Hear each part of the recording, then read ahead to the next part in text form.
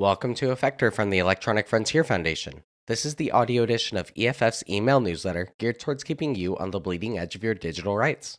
This is EFFector Volume 37, Issue 4, titled Congress Moves Closer to Risky Internet Takedown Law. This issue was published in April 2025, and I'm your host, Membership Advocate Christian Romero. Let's start with our top features.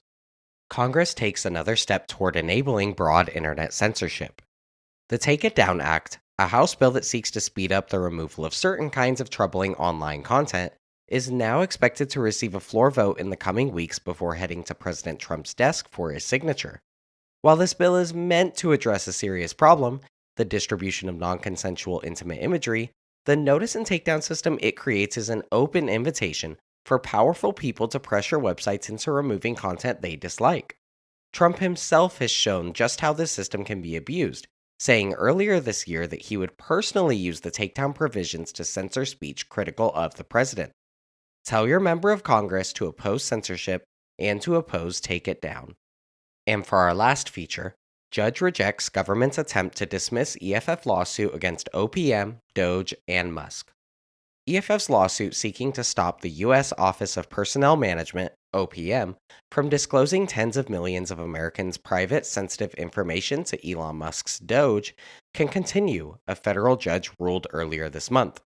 Judge Denise L. Coates of U.S. District Court for Southern District of New York partially rejected the defendant's motion to dismiss the lawsuit, which was filed on February 11 on behalf of two labor unions and individual current and former government workers across the country. This decision is a victory.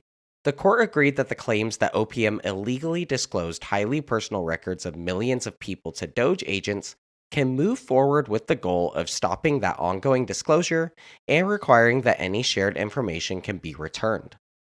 And now let's go through some EFF updates. First up, site blocking legislation is back, and it's still a terrible idea. More than a decade ago, Congress tried to pass SOPA and PIPA, two sweeping bills that would have allowed the government and copyright holders to quickly shut down entire websites based on allegations of piracy. The backlash was immediate and massive. 13 years later, members of Congress in both parties are ready to try this again. The Foreign Anti-Digital Piracy Act, along with at least one other bill still in draft form, would revive this reckless strategy. Lawmakers claim they're targeting pirate sites, but what they're really doing is building an internet kill switch. Next up, how to delete your 23andMe data. Last month, the genetic testing company 23andMe filed for bankruptcy, which means the genetic data the company collected on millions of users is now up for sale. With this bankruptcy, the concerns we expressed last year remain the same. It is unclear what will happen to your genetic data if 23andMe finds a buyer. That uncertainty is a clear indication that you should consider deleting your data. Next up, online tracking is out of control. Privacy Badger can help you fight back. Every time you browse the web, you're being tracked.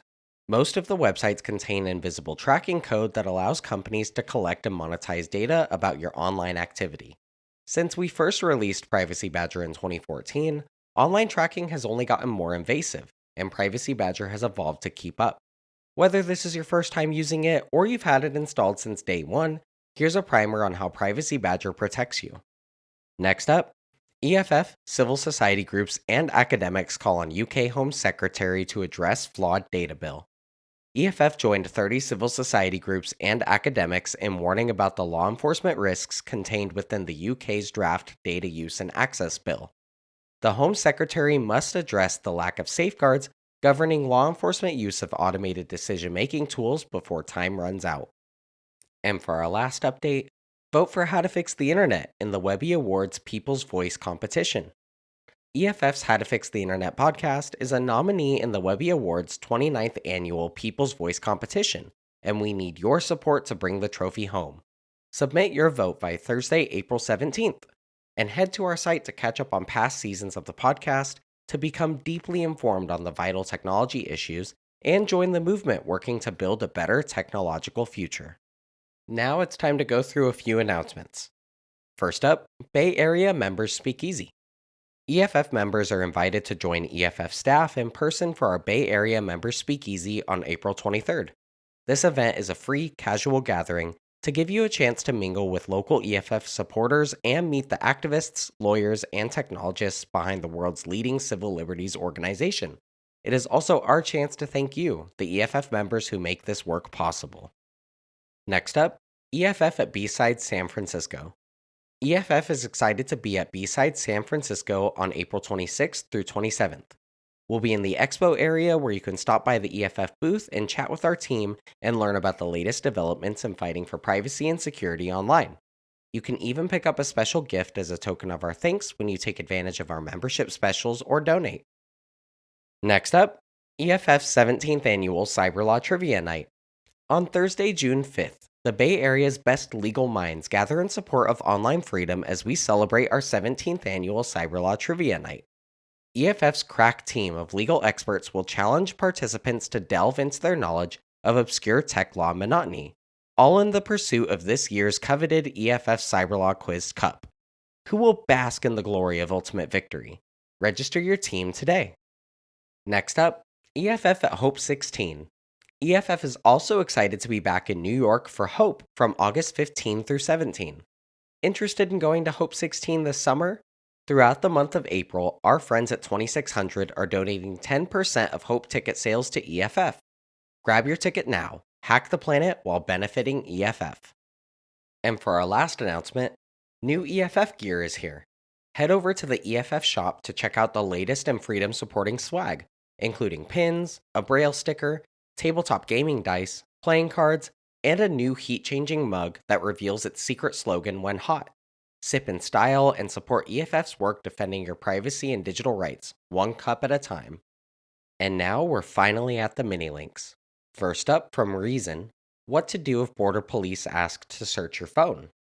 Prospective travelers need to have a plan about how to protect their data and what they're going to do if they're pulled into secondary inspection and asked to unlock their device. EFF Sophia Cope told Reason, "You cannot be in secondary inspection like, oh crap, what am I supposed to be doing?" That's the most important thing. The second most important point is that one size doesn't fit all. Next up from 404 Media, inside a powerful database ICE uses to identify and deport people. EFF's Adam Schwartz warned 404 Media about the dangers of government data collection and misuse. For half a century or more, one of the first principles of data privacy has been if government collects data for one purpose, government should not use that data for another purpose without permission of the data subject. One of the reasons this has been so central to data privacy is that it's not just what the advocates want, but if you don't follow this rule, really bad things happen. In 1942, the US Census Bureau had information about the addresses of Japanese Americans, and they gave that info to the Department of Defense, who used it for the purposes of rounding up and detaining innocent Japanese Americans. Next up from Context News, TikTok ban. What's next for app as bidding war rages? To truly reduce the supply of data that foreign adversaries can obtain, we need federal privacy legislation that limits how all companies collect and share our personal data. EFF's Babette Najin told Context News, explaining how the TikTok ban's privacy justifications fail. Next, from The Intercept, Google is helping the Trump administration deploy AI along the Mexican border.